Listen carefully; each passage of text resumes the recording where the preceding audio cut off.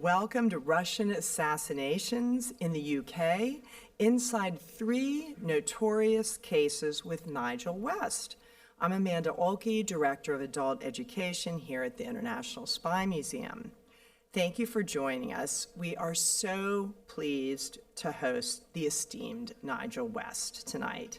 Nigel has written about 40 nonfiction books published on security and intelligence topics, ranging from the crown jewels, British secrets at the heart of the KGB archives, to 14 spies who changed the world.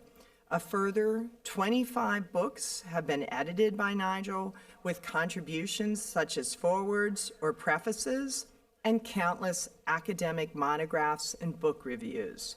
Tonight, he turns his attention to Assassination, or attempted murder of the political variety. Now, Nigel told me before we began that he is willing to accept questions that range beyond tonight's topic. He says, so if you have burning issues, burning questions from the past, he is happy to entertain them. And before I turn this over to Nigel, we'd like to thank the sponsor of this evening's program, and that is Kisco Senior Living and their 2 local senior living communities, the Carnegie and the Fitzgerald, for their support. And I want to thank the representatives from those communities for joining us for the program tonight and for their support of our educational mission. Now, over to you, Nigel. Thanks.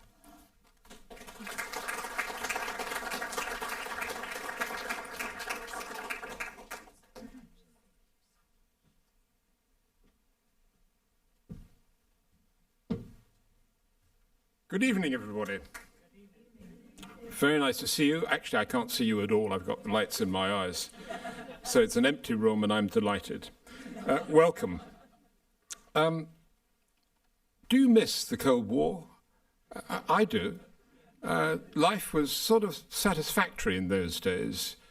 We didn't like them, but we could make deals with the Soviets. By and large, Reagan's principle of trust but verify was a good byword. And it seems to me that life has changed very dramatically in many different ways. So I want to tell you a story to start off with, to remind you of what the Cold War was like.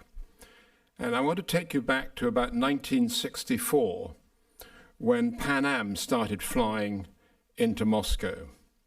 And the aircrew who were either going to overnight there or were landing there were given the usual State Department briefings. You know, be very careful about who you meet.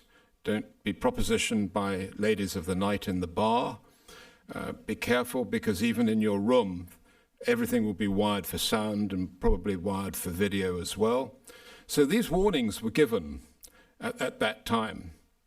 And there is a famous occasion when 2 pilots flew into Moscow, and when they got to their hotel, some drink had been taken at dinner, and late that night they decided they would search one of their rooms for the recording equipment.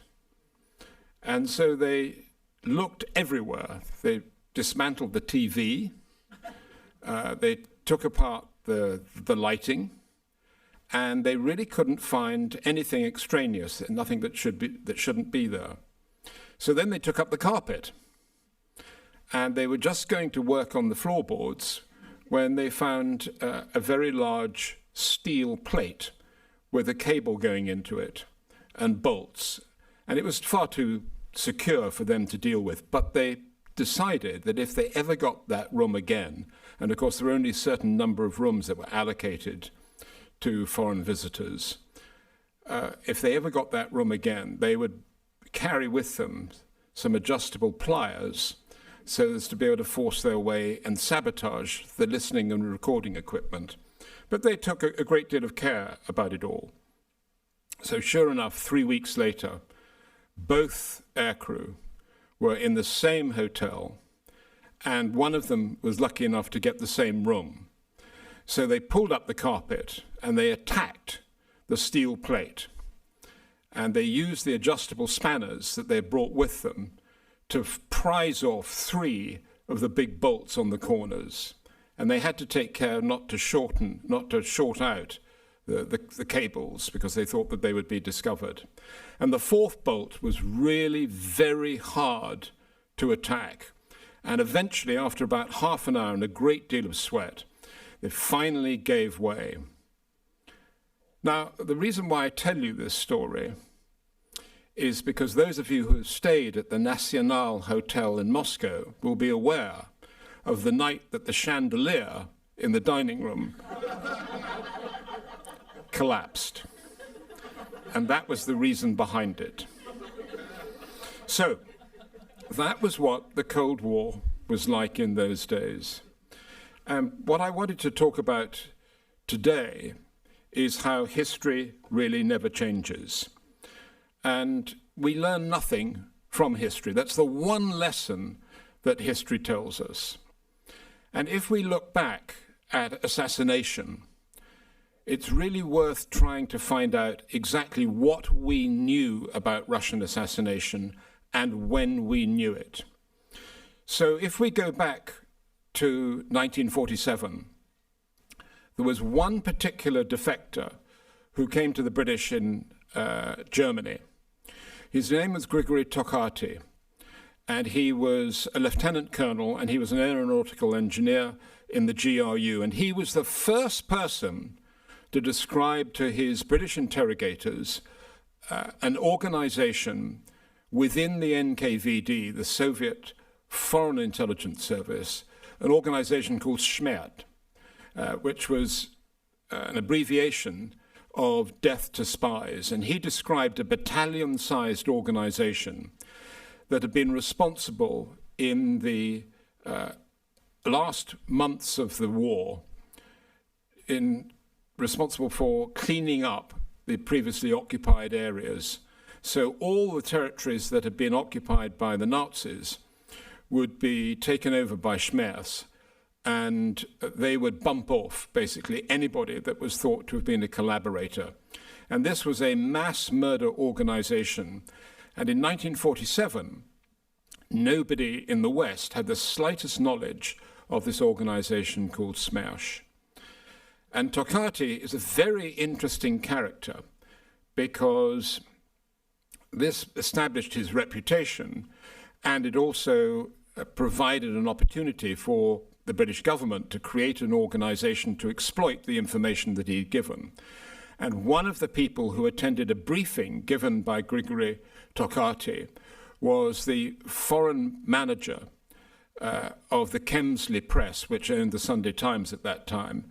And his name you'll recognize because that was Ian Fleming.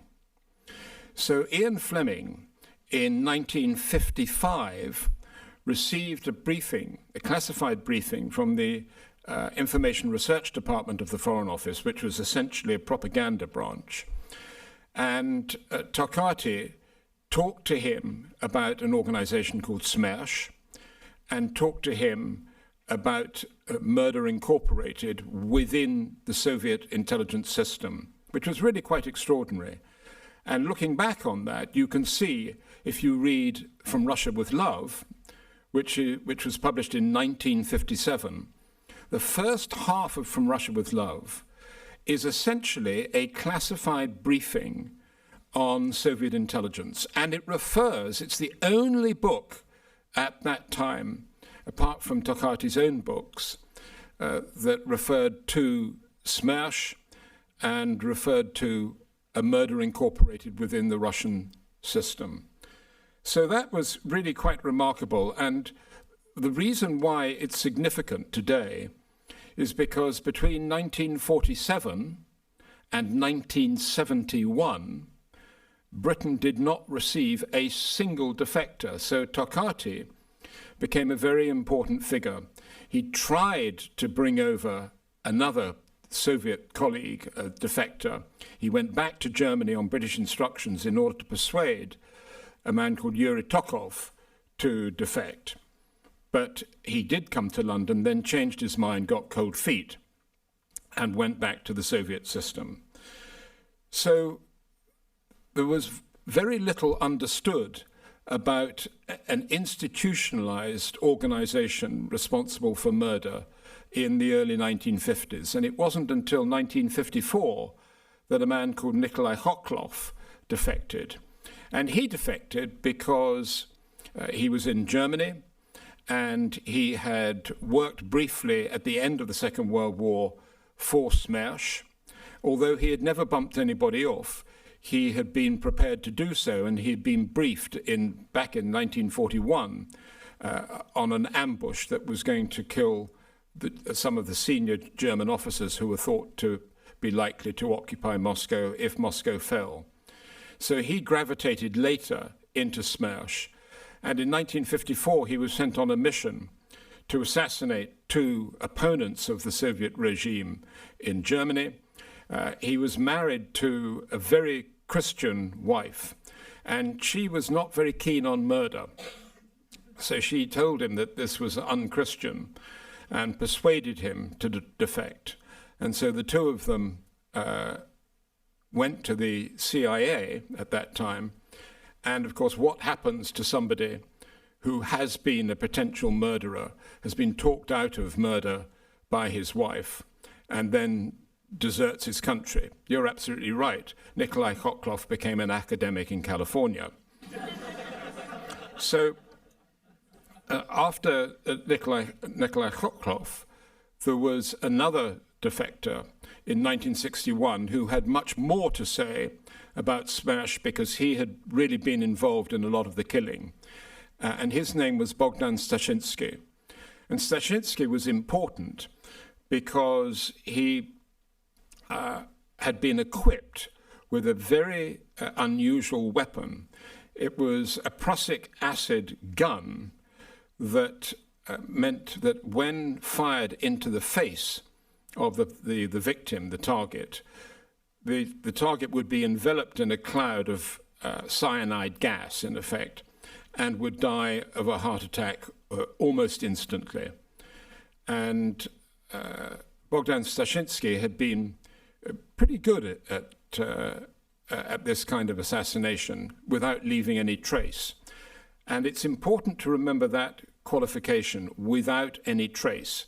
In other words, there was not a direct attempt to conceal the involvement of the Soviets.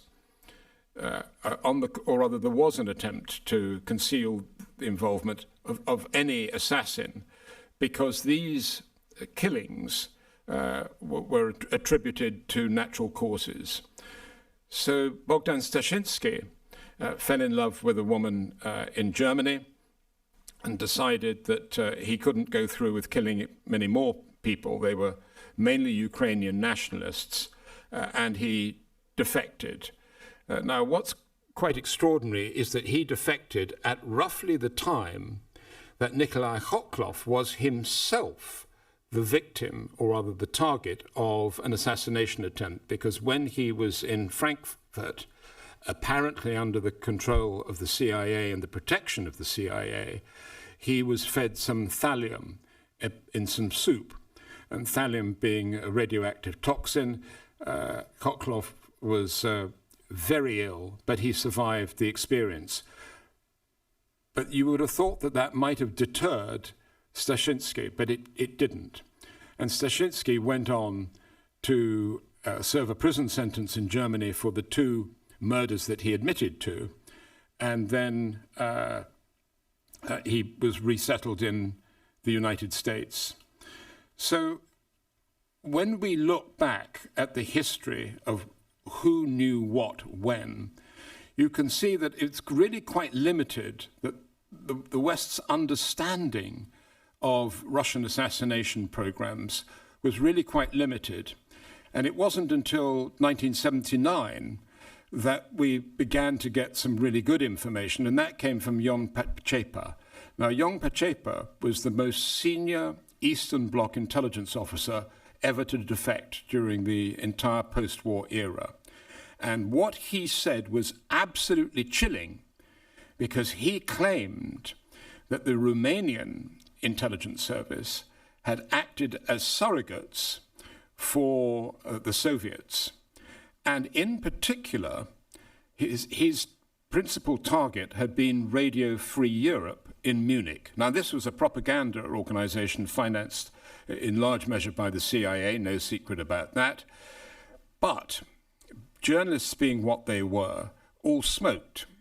And there was a surprisingly high death rate from cancer at Radio Free Europe and the corresponding transmitter, Radio Liberty. It wasn't until Ion Pacepa defected that he described exactly what had been going on. He had sent agents into the building late at night with small phials of plutonium dust.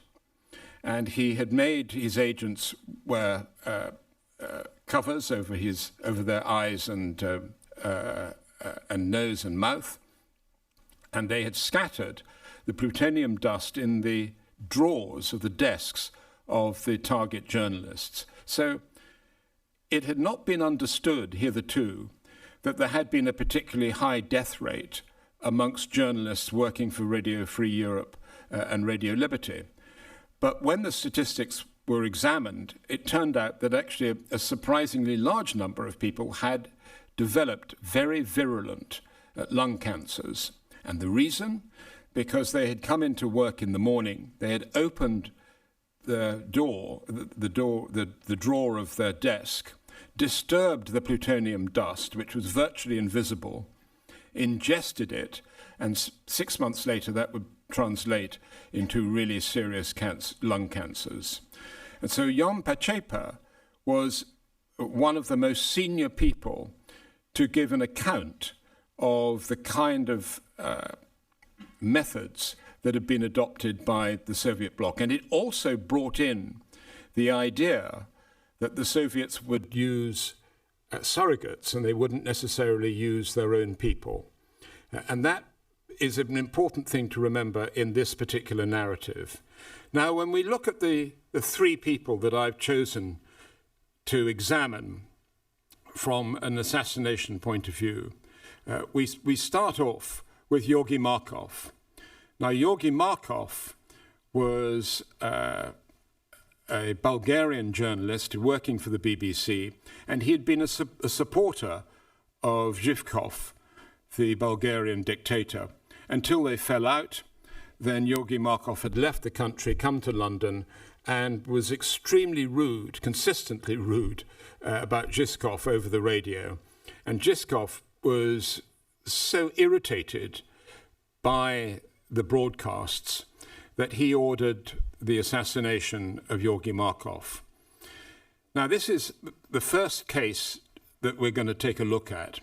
And the reason why it's the first case is that it would appear to be state-sponsored in the sense that Georgi Markov was attacked as he was leaving work.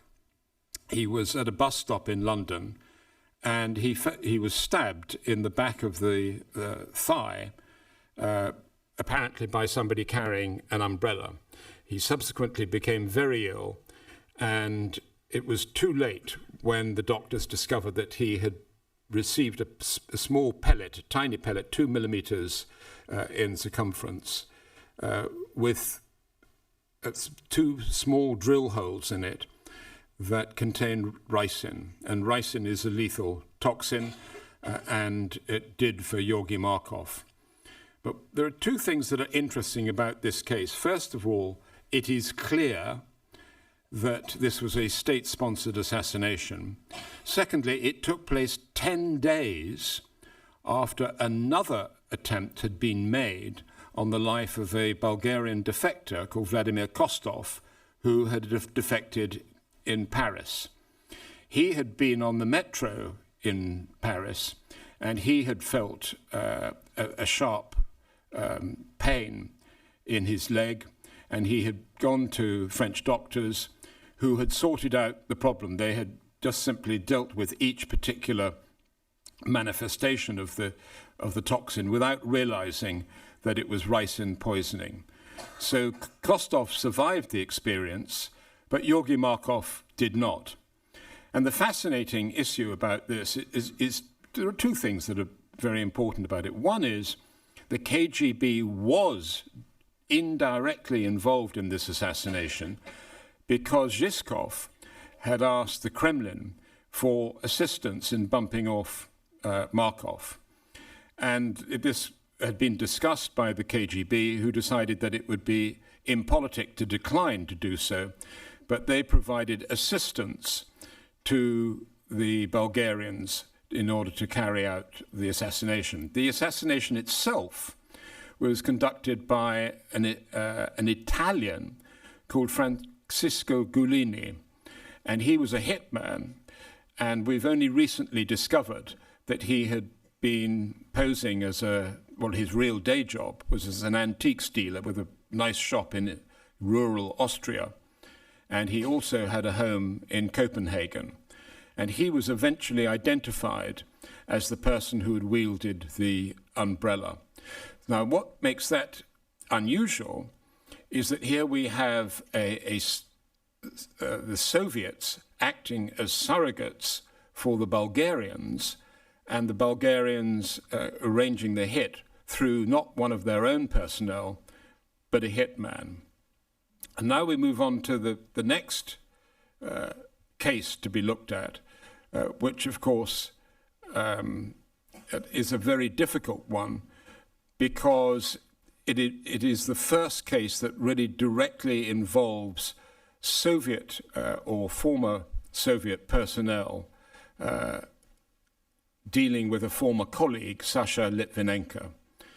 Now, Litvinenko was an FSB officer, had been jailed for indiscretions in Russia, and when he eventually served his prison sentence and got out through Turkey, he came to London, was granted political asylum, but he was not considered to be an intelligence asset because although he had a knowledge of the mafia and organized crime in Russia, he didn't really have much else to offer because he had served a long prison sentence in Russia, and therefore he was out of date in terms of the personalities that he could help identify.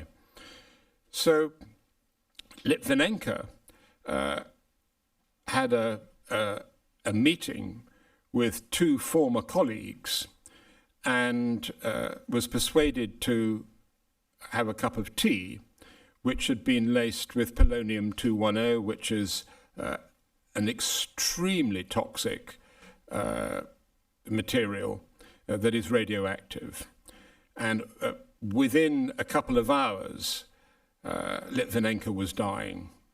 And when he did die, he denounced Vladimir Putin as being the person responsible for his death. Now, again, looking afar at this particular incident, it's clear that there was state sponsorship because polonium-210 is not a material that is widely available outside Russia.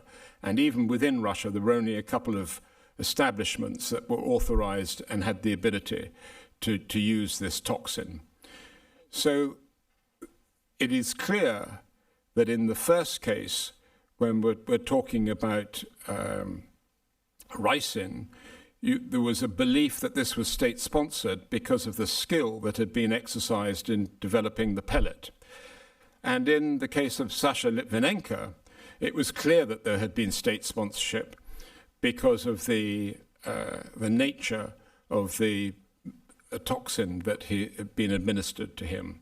And he died a terrible, horrible death. But the people who were responsible for killing him had, of course, returned to Russia.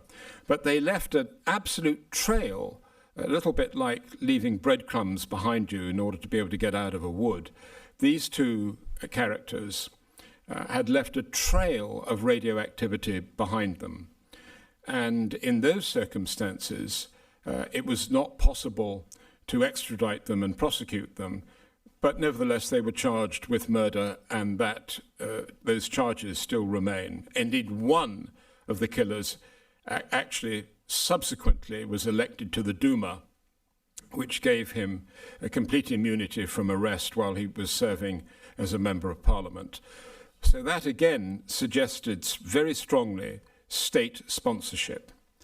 And then the third case, which we're going to look at, is of course Sergei Skripal. And Sergei Skripal is a very interesting case because the dynamics change very considerably indeed. So let's just take a look at Skripal. He was a GRU officer. He'd worked for the British. He had been caught in Russia. He had been convicted of espionage and had been sentenced to a prison term. And in 2010, his name was added to a list of 3 other Russians who were imprisoned in Russia, who were made available for an exchange of prisoners with the 10 famous illegals that had been arrested in the United States. And many of you will remember probably Anna Chapman, who was the best looking of the bunch. But the point is that this was the arrest of 10 illegals. And this was a significant event, partly because it was disclosed after the arrest that the FBI had maintained surveillance on all 10 over a very long period. Several of them had actually been under surveillance in 1999. So a decade of surveillance that had not been detected by the Russians. And these were illegals. And it's important to understand when we look at these assassinations, the way the dynamics change, because everything changes with Skripal. First of all, this was the first time that any spy swap had been arranged that enabled Russian citizens to be freed from Russian jails to go overseas. Now, there had been previous spy swaps. For example, Colonel Molody in England had been the KGB resident, the illegal resident in London. He had been arrested and he had been exchanged in a swap. But the person for whom he was exchanged was British. And of course, Colonel Molody was a Soviet citizen, so he was going home.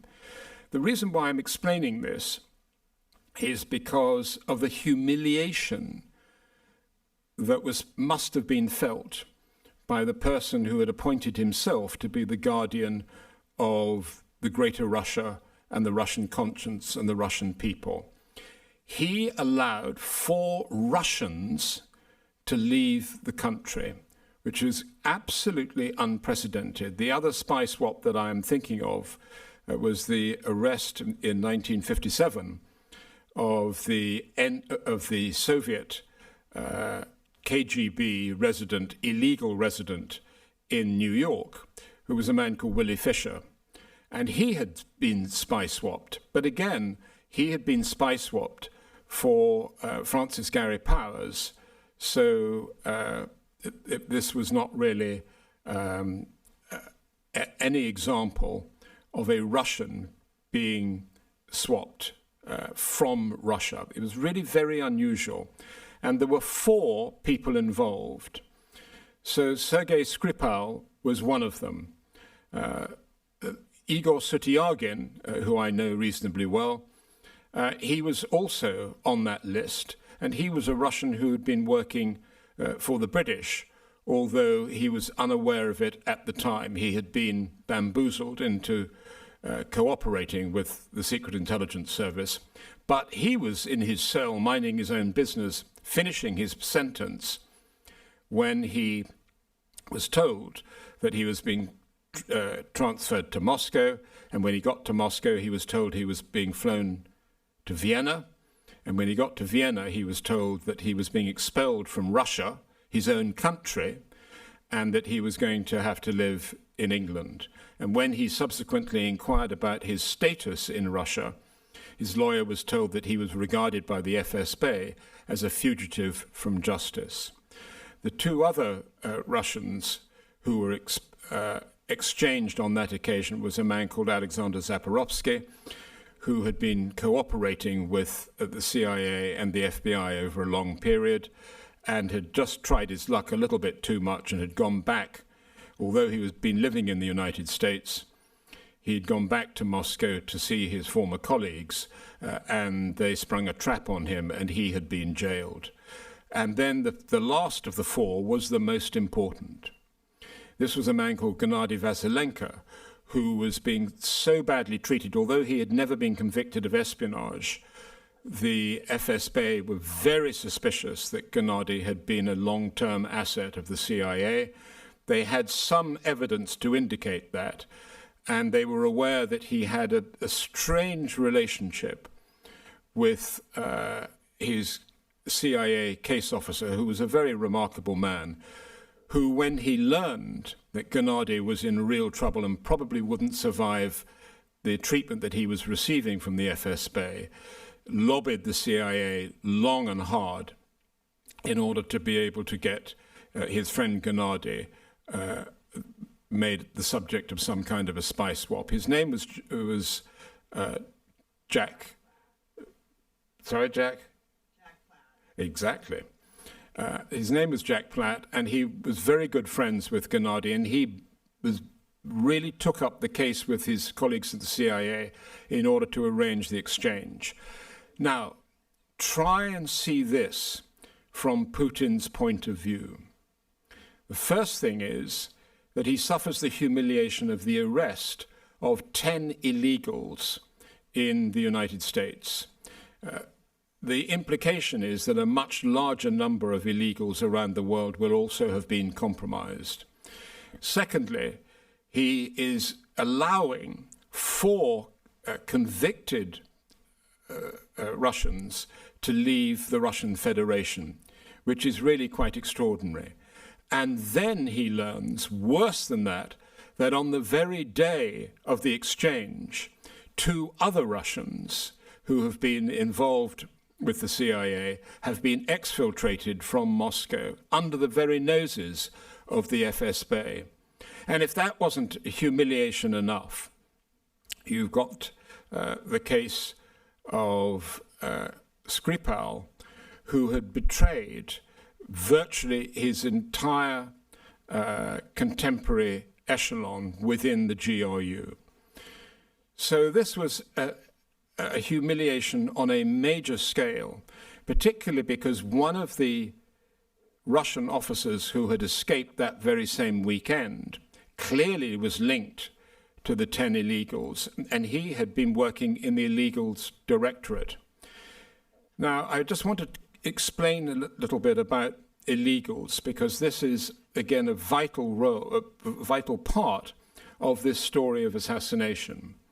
An illegal is somebody who does not have the benefit of the Vienna Convention and operates under non-official cover, which means that they are vulnerable to arrest, and that is why the 10 arrested in the operation codenamed Ghost Stories in 2010, the reason why they were arrested was because none of them had official cover. None of them were working at a consulate or an embassy or had any other kind of diplomatic immunity. So they were vulnerable, and that makes illegals very vulnerable.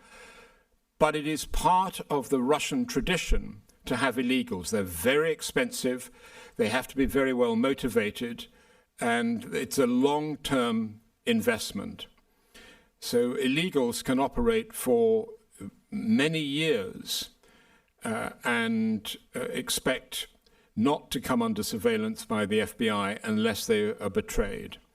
So the FBI, under normal circumstances like their British counterparts, would maintain physical and electronic surveillance on the kind of premises that you would normally expect to see intelligence officers operating under diplomatic cover.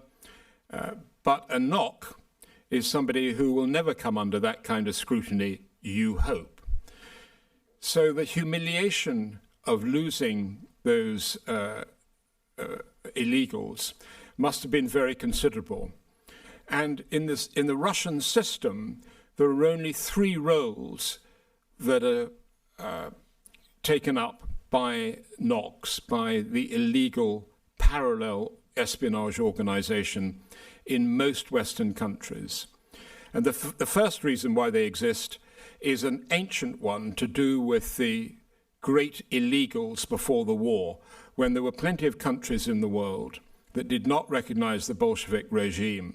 And in those circumstances, without any diplomatic representation, the Russians adopted the system of using illegals. These were people who would set up a network and would operate to represent Soviet interests, particularly in wartime. So if peace changed to war, there would be an establishment, an infrastructure that the Kremlin could call upon. Secondly, illegals were very good at being able to collect intelligence because they could make recruitments, they could visit premises without fear of hostile surveillance, and they had an important role to play in intelligence collection. And when you read the history of the Soviet system, you can see that the investment in illegals is absolutely gigantic. And the third role, which is of interest to us in this context, is sabotage. The illegal networks may have been there for political reasons, as an political infrastructure, perhaps to open a channel of communication in the event of conflict, may have been there to collect intelligence. But once war had broken out, these networks would turn their hand to assassination and to sabotage. And we know that because in 1954, after the defection of Nikolai Khokhlov, the Kremlin ordered that the remnants of Department 13, which was the old Smersh organization, would have to be closed down. And it was replaced by a new organization called Department 5. And in 1971, there was a defector in England, so the very first since we go back to Tokaty in 1947. So in 1971, there is a defector in England who happens to be a veteran of Department 13 and knows all about Department 5 because he is not only a KGB illegal support officer working at the trade mission, but perhaps more significantly, he has a set of plans, contingency plans, for sabotage in England on the first day of war breaking out, including the sabotage of the entire London tube system, which of course is very vulnerable to flooding because of its proximity to the River Thames. So Oleg Lialin's defection in 1971 was important partly because it proved that the security service and the secret intelligence service was not currently penetrated if it could accept and attract a defector of his quality. Secondly, it gave a lot of traction for the British with their American counterparts because you had a situation where Lialin had knowledge of the kind of sabotage that was not only going to take place in the United Kingdom, but he had contemporaries who he could identify in New York and in particular on the west coast of the United States of America. So Lialin became a sort of currency. So that is the role of the illegal, and you can see how close the illegal is to the assassins that have been employed by Department 13, like people like Khokhlov and Bogdan Stashinsky. But we go back to Skripal, because Skripal surely was not a victim of some kind of personal animosity, as had happened to Georgi Markov, nor even to Sasha Litvinenko. There was something different about Skripal. So Skripal had been the target of a pretty sophisticated attack. At least 5 GRU officers had been involved in the attack. 2 had gone to his house in Salisbury in England. They had conducted a reconnaissance. They had not been caught. They smeared Novichok, which was an absolutely lethal nerve agent, on the door handle of Skripal's front door. Skripal was an easy target in the sense that he was not living under alias. He had not accepted resettlement, partly because he had got family in Russia, and he felt there would be no point in adopting an alias because he was Skyping every week with his mother and his brother and his daughter. So he was living relatively openly and therefore was an easy target. But what kind of a target was he that meant that he was the subject of a Novichok attack with enough Novichok to kill 10,000 people? It beggars belief that the two men who flew in from Gatwick in England, immediately upon their arrival in London, conducted the reconnaissance where they were caught on CCTV, and then came back the next day to smear the Novichok on Skripal's front door, and then got on a plane and went straight back to Russia. A third officer was identified who had also followed much the same path, but had gone from Heathrow. And what is curious about all of this is that Novichok was so lethal that 4 months later, when a small quantity of Novichok was found 8 miles away in a rubbish bin, that was enough to kill a completely innocent 44-year-old woman called Dawn Sturgis, who had been given the material. Why? Because it was an Aniki Ricci atomizer perfume spray. And that was the method that had been adopted by the GRU to try and kill Skripal. So my proposition to you is that Skripal was an exceptional case and was quite obviously, demonstrably, a victim of an assassination attempt sponsored by Russia. This was state-sponsored.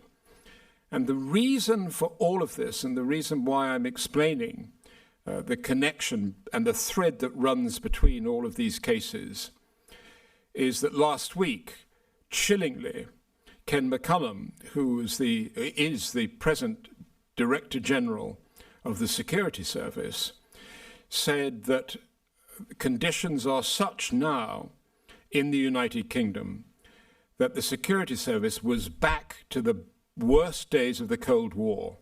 Well, we know that the worst days of the Cold War were in 1971 when Oleg Lialin described in graphic detail the assassination and sabotage plans of the KGB.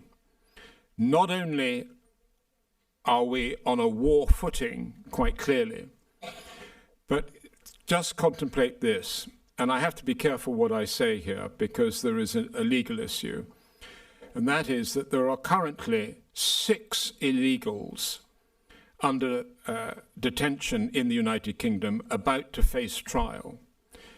They are Bulgarians, and there is reason to believe that they have been Russian-sponsored illegals over quite a long period.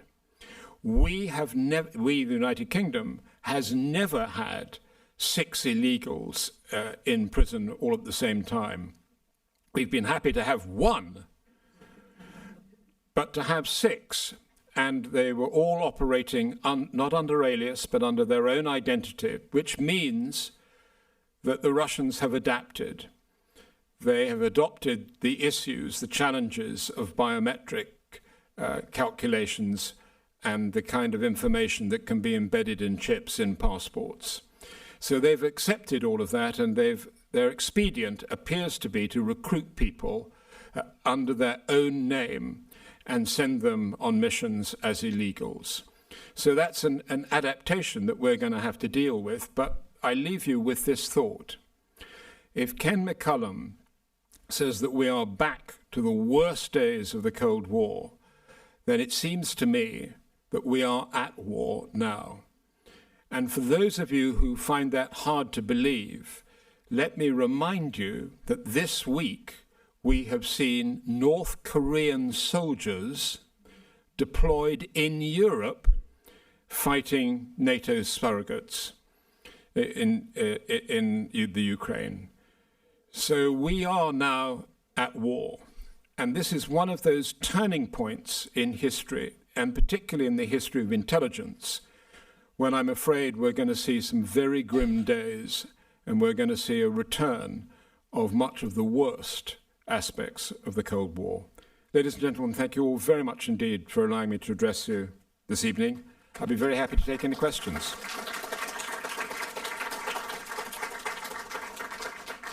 I invite anybody with questions to join me over here. We had one that came in early on the Zoom stating just, what about the recent wave of defenestrations? What about the recent wave of? Defenestrations, people falling out of windows. Demonstrations by? People falling out of windows, defenestrations. Defenestrations, right. One of the characteristics of the sensational press, particularly in the UK, is that they pursued the proposition that the GRU and, to a lesser extent, the SVR had been utterly contaminated by organized crime, and that they were prepared to cooperate with, in effect, the Russian mafia and leverage power, particularly over the oligarchs and enormously wealthy Russian expatriates living in the United Kingdom. And that the evidence for this, supposedly, was a rash of unexplained, mysterious deaths, murders, and so on. And this has been a theme of a former British intelligence officer called Chris Steele, who was responsible for the notorious forgery of the Trump dossier, you'll recall. So Steele has created a small industry of identifying unusual deaths as being murders when nobody else agrees with him. And one particular case I investigated, which happened in DuPont Circle, where there was a Russian oligarch who got completely drunk out of his mind at the Four Seasons, was thrown out of the Four Seasons Hotel, went to the DuPont Hotel, where he drank himself to death in one night, having been seen walking the corridors stark naked and having to twice be put back in his room with alcohol by security in the hotel. There was nothing odd about his death. He drank himself to death. His level of alcohol in his blood was absolutely astronomical. And yet, that is one of the principal cases that Chris Steele says is mysterious. And he weaves a sort of an entirely synthetic, in my judgment, scenario in which this drunk who has been an alcoholic for decades had managed to kill himself through alcohol. I don't buy it. Hi, thank you for telling us all these stories. I'm struck by just the number of assassination methods that you've gone over. I'm curious about whether there have been any innovations in terms of defense.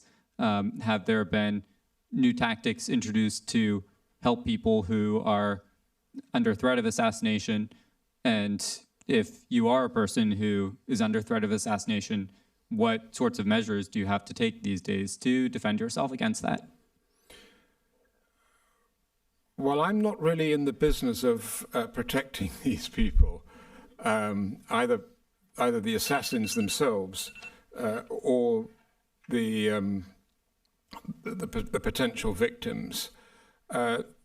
In the case of Bogdan Stashinsky, he was advised to take a particular kind of pill, an antidote, which would, for a very short period, for about a minute and a half, would widen the flow of blood through his veins and arteries, which was intended to act as a sort of antidote if he caught a whiff of the cyanide gas coming out of the device that he used to fire in the face of his victims. When the German police went back to look at, for example, Lev Rebet, who was one of his victims, it was clear that it appeared to be clear that he had died of natural causes, of a massive heart attack. And Stashinsky had simply walked away from the scene, having taken the antidote to protect himself. But that's about the only example that I can think of where that kind of methodology has been used. Thank you for your talk. There's a book called The Deceivers, which basically makes the case that British intelligence was aware of Philby's spying, long before it was, revealed in intelligence stuff. Do you know about that, and do you buy it?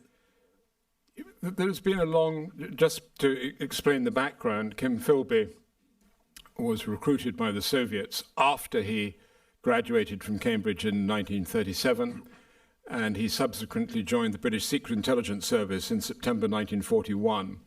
He was fired in June 1951, and then he defected to the Soviet Union in January 1963. So there is a narrative which says that at some stage during that period, his guilt became clear, and that somehow he was able to leverage his freedom, avoiding imprisonment.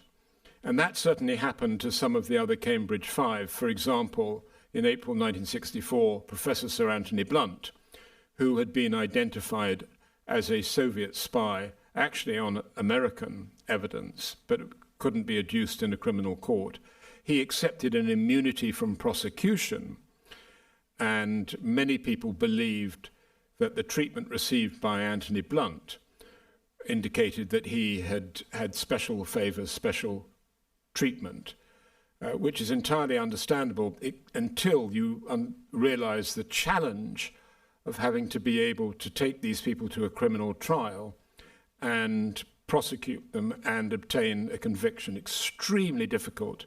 And where Kim Philby came unstuck was in December 1951, when he was challenged by MI5 and went through a sort of trial, and everybody who attended that particular event became convinced of his guilt. But unless a spy, particularly somebody who is skilled in counterintelligence techniques and understands the system, unless they confess, you're not going to get a conviction.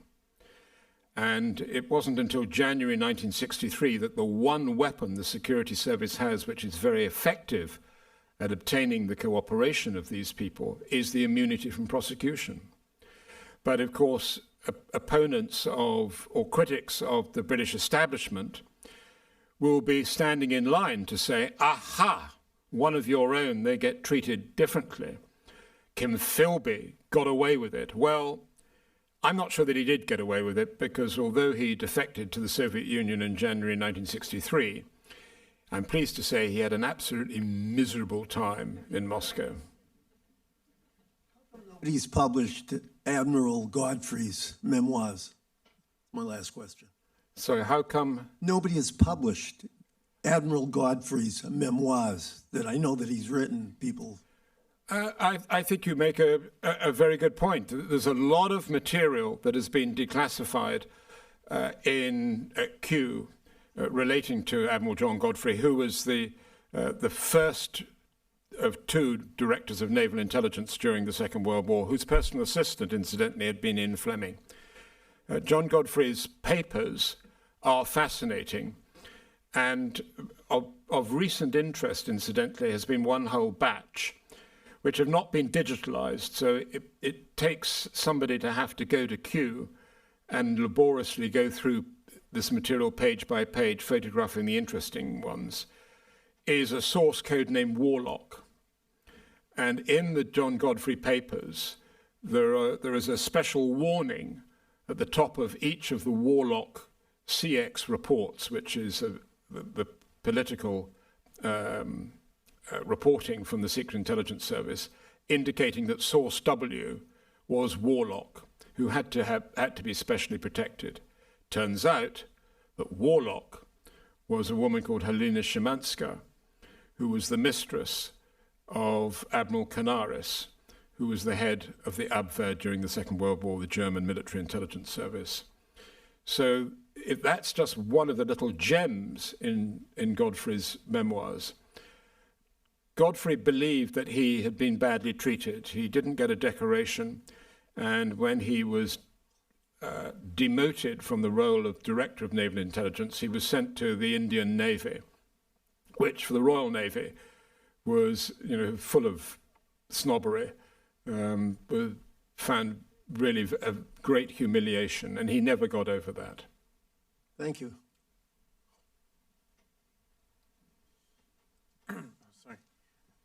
Hello, I wanted to ask you about some of the other Russian assassinations. I know there was an incident of a gentleman in Surrey, I think a couple of years ago, who was out running and had a heart attack, and everybody at the paper seemed to assume that... Do you know the man who invented jogging dropped dead by the side of the road from a heart attack? Whoops! But I just wanted you to talk on some of the non-espionage, or at least non-sort of direct espionage, because there have been other incidents in England over the last 5, 6, 7 years of Russians who maybe oligarchs or affiliated with oligarchs who died in pretty mysterious circumstances. You're absolutely right, and there have been plenty of other deaths. The defenestration that I can think of was Ashraf Marwan, for example, who was the Israeli spy, codenamed Angel, who had been the son-in-law of President Nasser of Egypt. Now, he suffered a defenestration, but in that case, there were witnesses who saw two people chuck him off the balcony. And there was nothing mysterious about that. Both men just went straight to the airport. They were Libyans and flew out of the country. And that has happened, and I'm afraid that London has become an environment for international espionage in a way that Vienna could only possibly have hoped to do. It is really quite remarkable. One of the most extraordinary cases is the overlap between espionage and the role of an intelligence agency and organized crime. And that separation has became very blurred in Russia for obvious reasons. But in one particular case, just to give you an idea of the ruthlessness of the way in which these killers used to fly into London, try and kill somebody, and then fly back on the same day. That happened to Boris Berezovsky, who was warned by the police of a particular assassination attempt, and the assassin was caught in the Hilton Hotel in Park Lane with a weapon. And rather than prosecute him, the British police, for whatever reason, just took him straight to the airport and threw him out of the country. And he was a Chechen. On another occasion, to give you an idea of the ruthlessness of these people, there was a police officer walking through Kensington who found a man outside a block of flats putting a body into the boot of the car. Now, this is unusual by any standards in London. And the police officer asked what was going on. And the person replied in a heavy accent that unfortunately he'd had to kill this particular person, and there was another body upstairs in the apartment. This is true. The killer was a hitman, and he was sentenced to a long term of imprisonment. The FBI came over to the UK to interview this individual because it turned out that he had connections with organized crime in Chicago. And the FBI went to Parkhurst Prison in the south of England to interview this man. And he said, "You must be joking. I'm not saying a word. I will live out my prison sentence, and that is that." Now, 2 weeks after that, so the FBI went back to Chicago, the organized crime division, went back to Chicago none the wiser. What is so remarkable about this entire event is that 2 weeks later, somebody entirely innocent near Gatwick Airport heard a knock on their door, opened the door, and was shot in the face and was killed instantly by a Russian who went back to Gatwick Airport and flew out of the country. It turned out he'd killed the wrong person. But 3 doors away was the wife of the man who had been interviewed at Parkhurst Prison.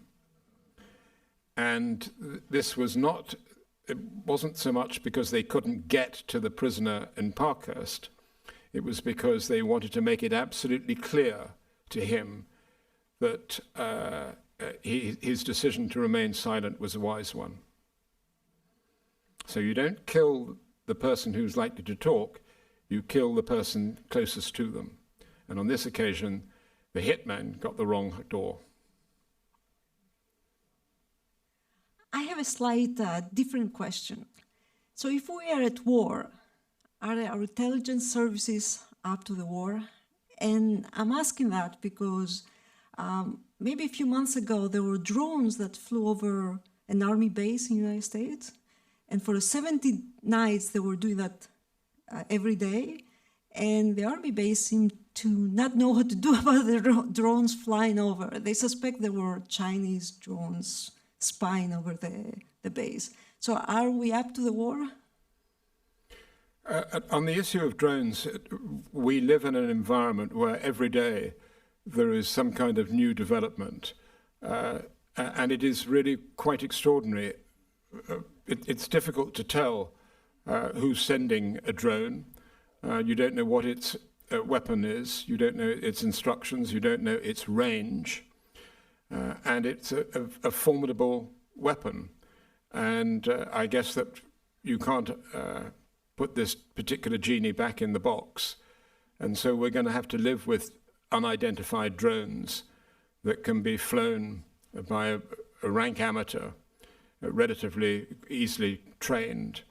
And these drones can come from anywhere, may not be distinctive, relatively cheap to manufacture, and probably very hard to detect, as the Israelis are discovering to their cost. I have a question concerning the rise of assassinations, and you said it was more state-sponsored. What would the growing rise of cyber warfare play a role in, say, espionage and how assassinations are done? Wouldn't it be realistic that a lot of now state-sponsored, it's out of Putin's self-desire and other oligarchs of crime? Well, I think that cybercrime offers all sorts of opportunities on both sides of the fence. So on the one hand, you've got the victims of organized crime and cyber activity and malware. On the other hand, you've got the counterintelligence people who are going after them. And this appears to be an unregulated war that is only going to get worse. And if it is the case that the Russians and the Chinese are entirely relaxed about the groups of criminals that are plundering the internet, then I see this as yet another dimension to a future conflict. And of course, the Russians, we know, have been responsible for attacks in some of the Baltic states, closing down the banking system in Latvia, for example, just either to be able to see whether they really could do it, or alternatively just to send a not too subtle message about their political allegiances in the future. It's going to be fascinating, but the degree to which assassination is involved, I'm not sure, except, of course, many of these algorithms have been created by people in a particular environment in Israel and in Iran. And we shall know very shortly, I mean, within a year or so, I imagine, who's going to prevail. Thank you. So you started off by asking if anyone missed the Cold War. I was not around for it, but I'm glad that my generation can enjoy a reboot that's not quite as good as the original. Okay, so imagine that you're Vladimir Putin. Imagine. That you're Vladimir Putin. How do you think the next year is going to go for you? Well, if I was Vladimir Putin, the first thing that I'd be trying to do would be to leverage myself into a position where I could have an expectation of dying a peaceful death in my own bed, preferably in the south of France, in the Hotel Cap d'Antibes. Now, I don't think that's likely to happen, but when you're dealing with these people, it happened to Gaddafi, it happened to Saddam Hussein. Idi Amin was able to get refuge in Saudi Arabia. You've got to find somewhere that's prepared to give sanctuary to these people. And the problem about Vladimir Putin is that he's dug himself into such a hole.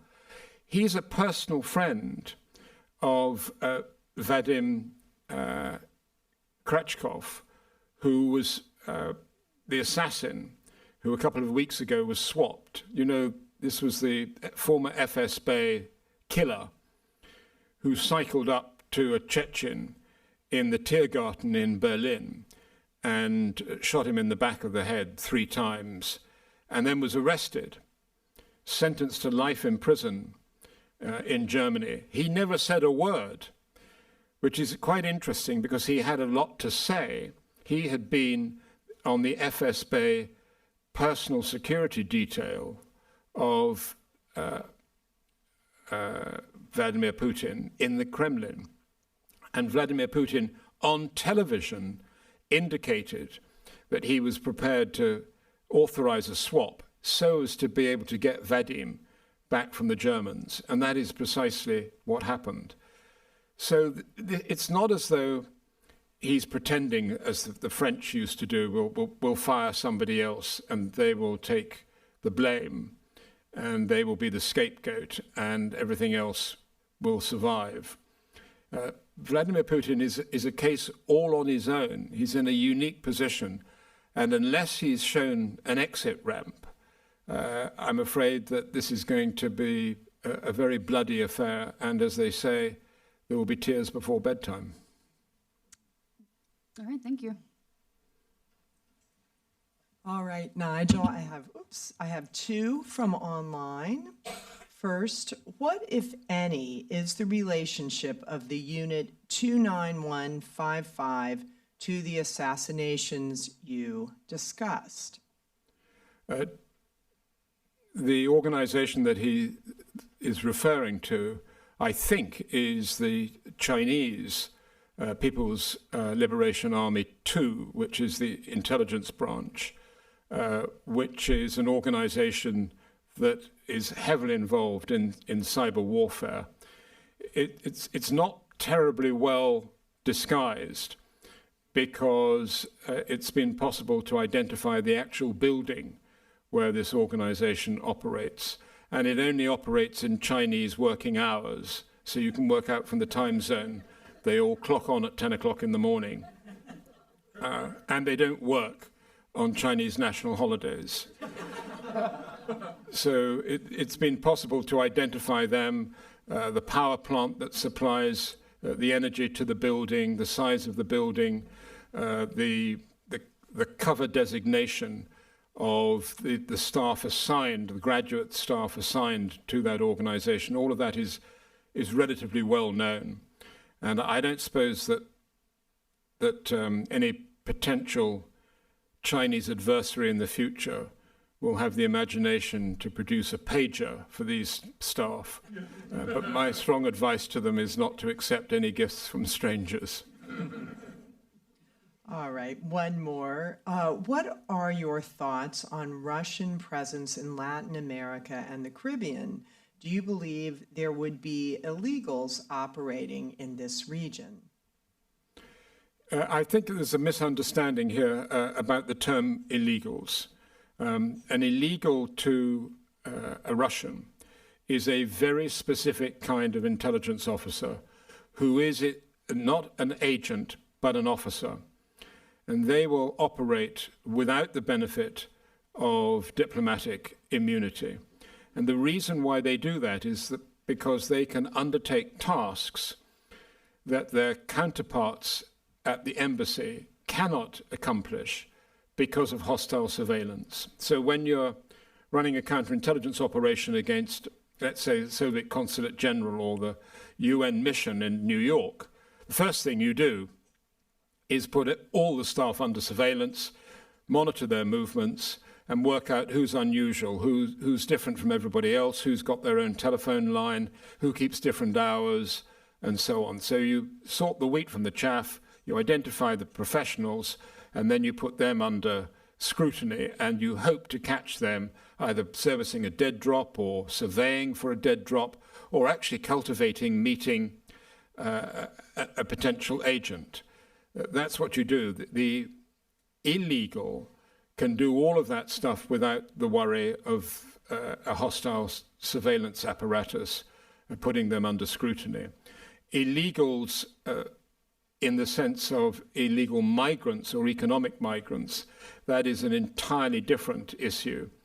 And I've not seen any evidence of Russian illegals pretending to be asylum seekers coming into the United States. They may be, but I think that it's more likely that they will be coming in as, like Anna Chapman did, as a realtor.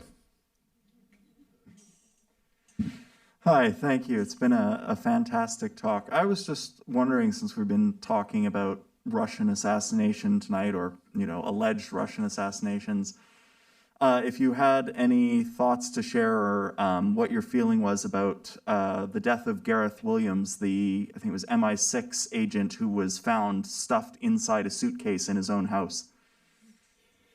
Yeah, this is, again, a real problem for the media. So first of all, Gareth Williams was an SIS officer, not an agent. We have a distinction in the UK between agents and officers. So he was a computer expert. He worked for GCHQ, which is the equivalent of NSA.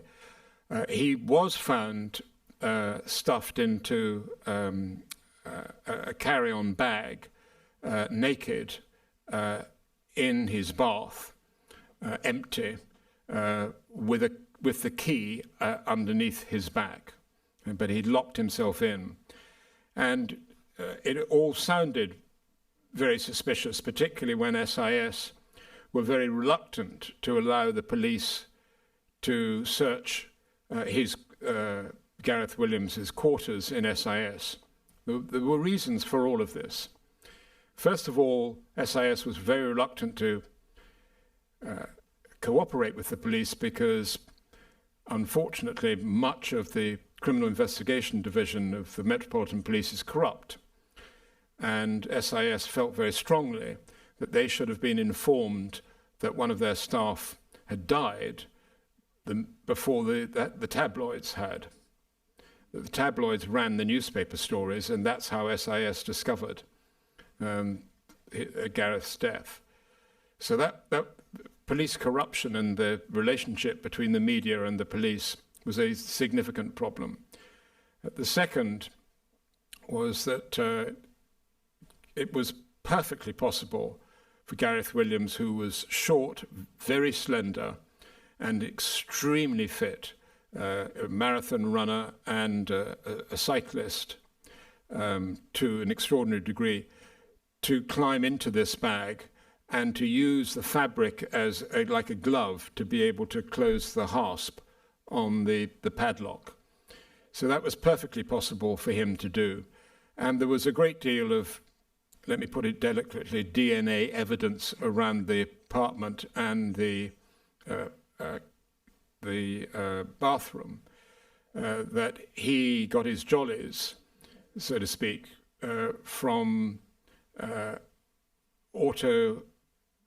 erotic asphyxiation. So he was a regular attender on the internet at bondage sites. He cross-dressed a great deal. Nothing wrong with that, but the proposition that this was all evidence of Russian involvement with Gareth Williams is nonsense. He had a particular proclivity for cross-dressing, going to these bondage sites. On one occasion, his landlady had been called to his room in Cheltenham when he was living there because he'd managed to chain himself to his bed and he couldn't find the key. So there he was, stark naked, having to endure the embarrassment of his landlady unlocking him. But that was how he lived. And again, because of the tabloids, a large, burly ex-policeman was asked to try and replicate climbing into the bag.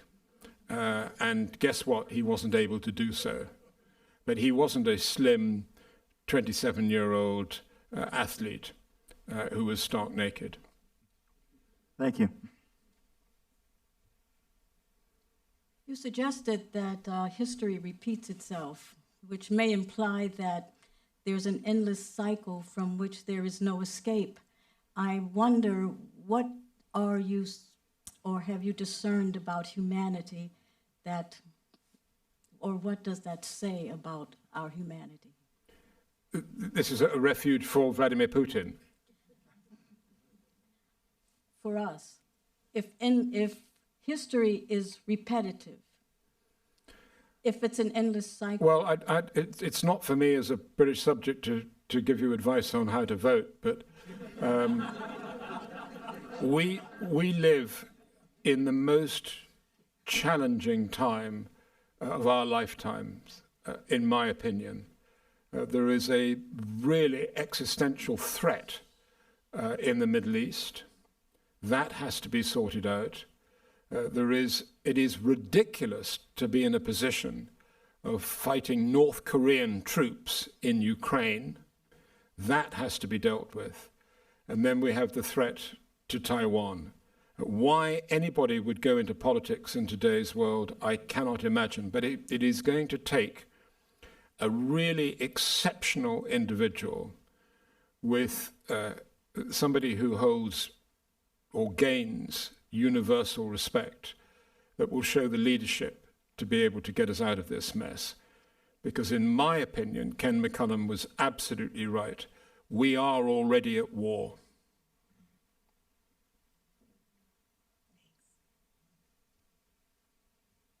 Thank you so much, Nigel. We've learned stuff. We've laughed. We're terrified. We're inspired. Everything you could expect and hope for from a program.